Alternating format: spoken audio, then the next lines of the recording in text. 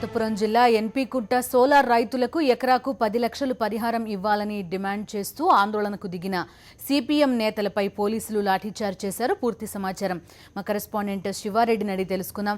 శివారెడ్డి, చెప్పండి, లాఠీచార్జ్ వరకు ఎందుకెళ్లింది పరిస్థితి?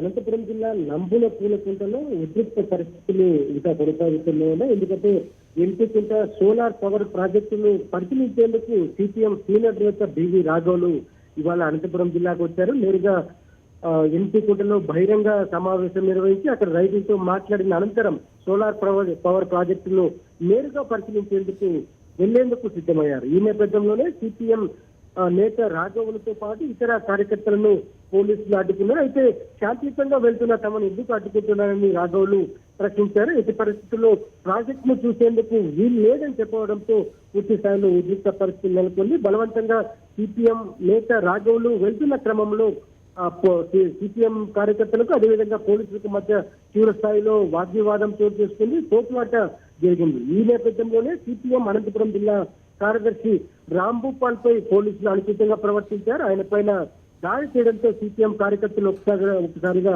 రెచ్చిపోయారు. ఈ నేపథ్యంలోనే పోలీసులు సిపిఎం కార్యకర్తలపై లాఠీ చార్జ్ చేసి దురుసుగా ప్రవర్తించారు. అయితే పోలీసుల తీరును పూర్తి స్థాయిలో తప్పుపట్టిన రాఘవులు ఎన్పీకుంటలోనే ప్రస్తుతం బైఠాయించి నిరసన తెలుపుతున్నారు. చంద్రబాబు నియంతగా పాలిస్తున్నారు. కనీసం క్షేత్రస్థాయి పరిశీలనలో భూసేకరణ విధానాన్ని పరిశీలించేందుకు వెళ్తున్న తనను ఎందుకు అడ్డుకోవాల్సి వస్తుందని పూర్తి స్థాయిలో ప్రశ్నిస్తున్న వాతావరణం కనిపిస్తుంది. ఎందుకంటే ఎన్టీపీసీ నుంచి 20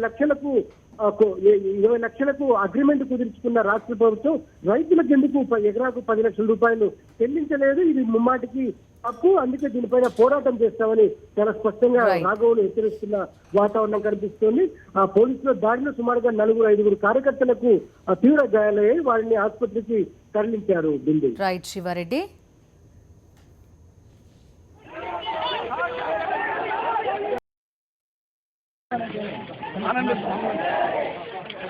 ఆనంద్